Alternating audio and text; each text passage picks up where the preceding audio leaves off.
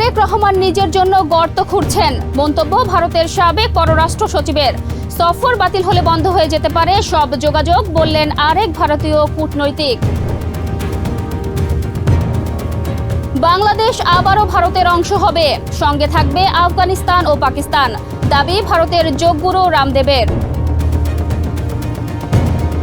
প্রধানমন্ত্রীর পরামর্শে জাতীয় সংসদে নতুন পরিবর্তন, স্পিকারের আসনের পেছনের দেয়ালে স্থাপন করা হয়েছে পবিত্র কালেমা তাইয়েবা।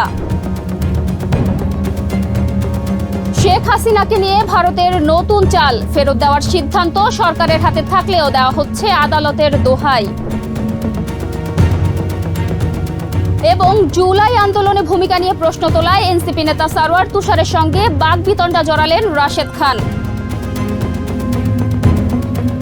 আমন্ত্রণ এনপিবি নিউজে, শুনছিলেন শিরোনাম, পুরো সংবাদে আপনাদের সাথে আছি আমি নীলা ইসলাম।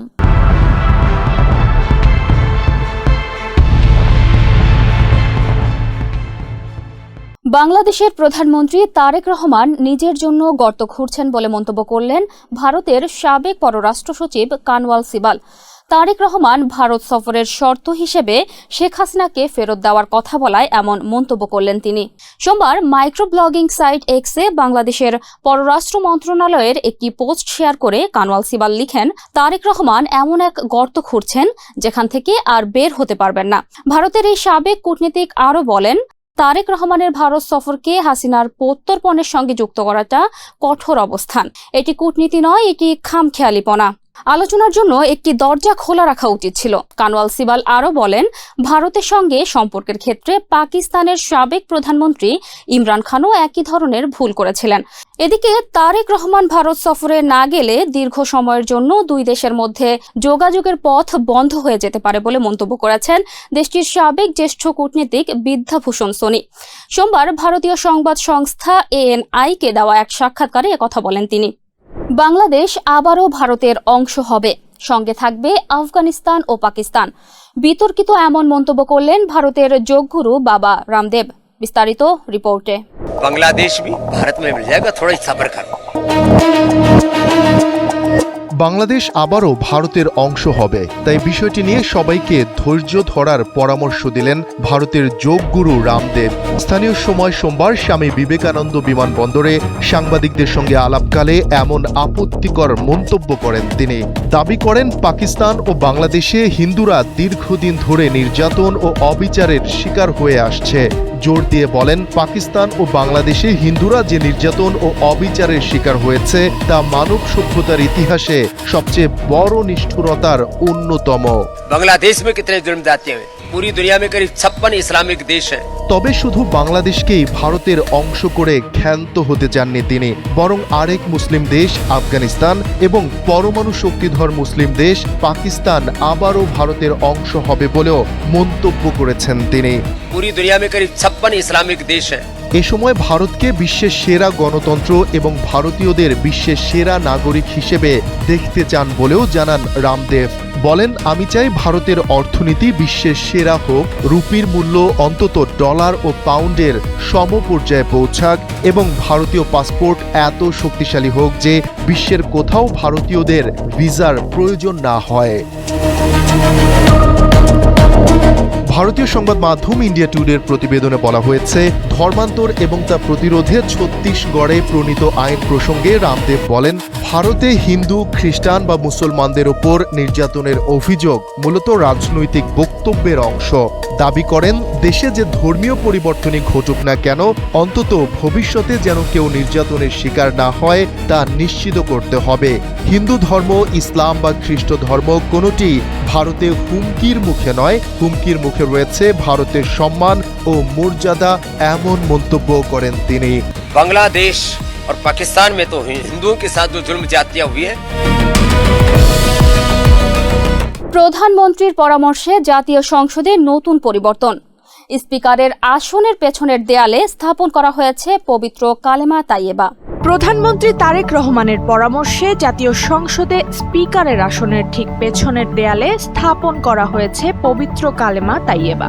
গেল মঙ্গলবার বাংলাদেশ জাতীয়তাবাদী দল বিএনপির ফেসবুক পেজে দেওয়া এক পোস্টে জানানো হয় এই তথ্য।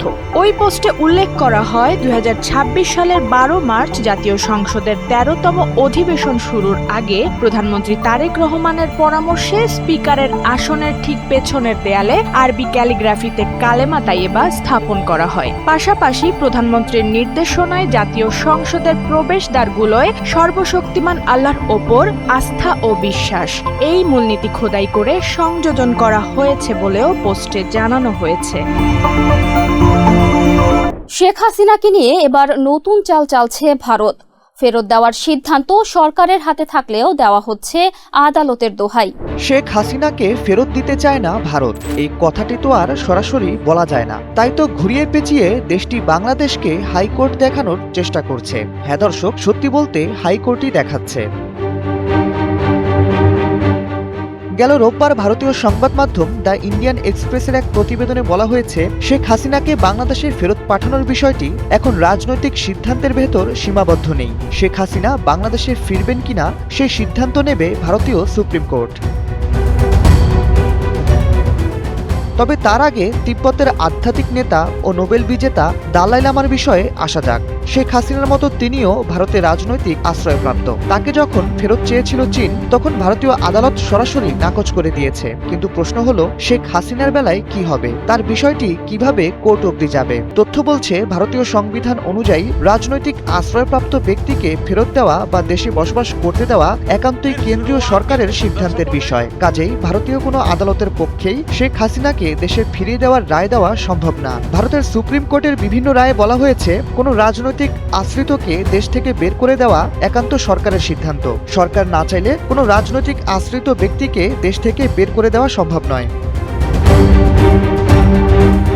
এই ইস্যুতে এখন সবচেয়ে বড় প্রশ্ন হলো, ভারত আসলে করতে চাইছেটা কি? রাজনৈতিক মহলে কথা চাউর হয়েছে, ভারত আসলে সময় কাটাতে চাচ্ছে। যেহেতু শেখ হাসিনা নিজেই ডিসেম্বরে বাংলাদেশে ফিরে আসার কথা জানিয়েছেন, তাই দেশটি হুট করে তাকে ফেরত দিয়ে আওয়ামী লীগের সাথে থাকা দীর্ঘদিনের সম্পর্ক নষ্ট করতে চাইছে না। আবার অন্যদিকে নয়াদিল্লি ক্ষমতাসীন বিএনপির সরকারের সাথেও সম্পর্ক ভালো রাখতে চায়, তাই সরাসরি নাও বলছে না। ভারতীয় সংবাদ মাধ্যম ইন্ডিয়ান এক্সপ্রেসকে ভারতীয় পররাষ্ট্র মন্ত্রণালয়ের শীর্ষ কর্মকর্তারা জানিয়েছেন, শেখ হাসিনাকে ফেরত পেতে হলে তার নামে কাউকে মামলা করতে হবে। মামলায় প্রমাণ করতে হবে এমন কিছু যা ভারতীয় আইনে অপরাধ। চীন যেমন দালাই লামার বিরুদ্ধে করেছিল, সেটি ছিল শিশুকে চুমু খাওয়ার মামলা। ভারতীয় শিশু রক্ষা আইনে শিশুকে চুমু খাওয়া অপরাধ। দালাই লামা ভারতে থাকা অবস্থায় তিনি এক শিশুকে চুমু খেলে তার বিরুদ্ধে মামলা করে চীন। তবে দিল্লি আদালতের বেঞ্চ আবেদনটি খারিজ করে দেয়। তখন তাদের ভাষ্য ছিল, ঘটনাটি প্রকাশ্যে ঘটেছে আর এতে কোনো অপরাধের মনোভাব ছিল না। বলা হচ্ছে, ভারতীয় যে আইন, সেখানে শেখ হাসিনার বিরুদ্ধে করা মামলাও ধোপে টিকবে না।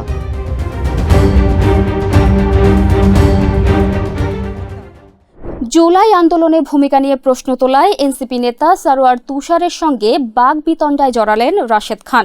সামাজিক যোগাযোগ মাধ্যমে এখন ঘুরে বেড়াচ্ছে বাগবিতণ্ডার ভিডিও।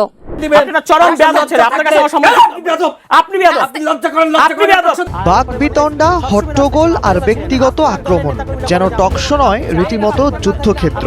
একটু পরেই যেন হাতাহাতিতে জড়িয়ে যাবেন এই দুই অতিথি। সোমবার রাতে এটিএন নিউজের এক টকশোতে দেখা মিলল এমন দৃশ্যের। স্বাধীন সংলাপ নামক টকশোতে অংশ নিয়েছিলেন এনসিপির যুগ্ম আহ্বায়ক সরোয়ার তুষার এবং প্রধানমন্ত্রীর রাজনৈতিক সহকারী রাশেদ খান। এক পর্যায়ে রাশেদ খানকে মিথ্যা বলার পিএইচডি হোল্ডার বলেন সরোয়ার তুষার। বর্তমান সরকারের 180 দিনে কেমন আছে জনগণ, এই বিষয়ে আলোচনা করতে গিয়ে বাগবিতণ্ডায় জড়ান তারা। জুলাই আন্দোলনে রাশেদ খানের ভূমিকা নিয়ে প্রশ্ন তোলেন এনসিপির সরোয়ার তুষার। রাশেদ খানকে উদ্দেশ্য করে তিনি বলেন, জুলাই আন্দোলনের সময় আপনি পালিয়েছিলেন, গর্তে লুকিয়েছিলেন। জবাবে রাশেদ খান বলেন, 3 আগস্ট আন্দোলনের সময় কোথায় ছিলাম তা সাংবাদিকদের জিজ্ঞেস করুন, স্টুডিওতে থাকা ক্যামেরাম্যানদের জিজ্ঞেস করুন। এক পর্যায়ে টকশো আরো গরম হয়ে ওঠে। গলার স্বর উঁচু করে একে অপরের সাথে ধমকের সুরে কথা বলতেও দেখা যায় দুজনকে, যার পর টকশো আর এগোতে পারেনি। মূলত জুলাই আন্দোলনে কার কি ভূমিকা তা নিয়েই তাদের হট্টগোল। রাশেদ খান বলেন, এনসিপির নারী নেত্রীরা তাদের নিজ রাজনৈতিক দলে নিরাপদ নয়। জবাবে তুষার জানান, যুক্তিতে না পারলে রাশেদ খান ব্যক্তিগত আক্রমণের পথ বেছে নেন। অনুষ্ঠানের উপস্থাপিকাকেও এই সময় বিষয়টি ব্যক্তিগত পর্যায়ে না নিয়ে যাওয়ার অনুরোধ করতে দেখা যায়। না, এটা নিয়ে আমি আপনার সাথে এখানে আলোচনা করব না। এটা নিয়ে আমি আপনার সাথে আলোচনা করব না। আপনি মিথ্যা কথা বলতেছেন।